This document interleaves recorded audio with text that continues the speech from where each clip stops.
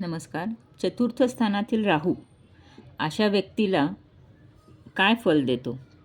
अशा व्यक्तींच्या मातेला काही ना काही दुःख होते किंवा काही ना काही दुःख भोगावे लागते. हे लोक बाहेरून जरी शांत वाटले तरी ह्यांच्या मनामध्ये नेहमी काही ना काही चिंता असतेच असते. जर हा राहू मेष, मिथुन, कर्क, कन्या राशीत असेल तर उत्तम फल देतो. या स्थानातील शुभ राहू चांगली इस्टेट देतो. जमीन जुमला, शेती वगैरे, वाहन सौख्य असेही लाभ देतो.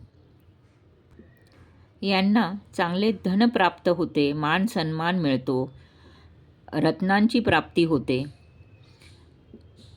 अशा व्यक्तींना असेही योग येतात की घरात न राहता ते बाहेरील एखाद्या ठिकाणी राहतात, जसे मंदिर व मठ.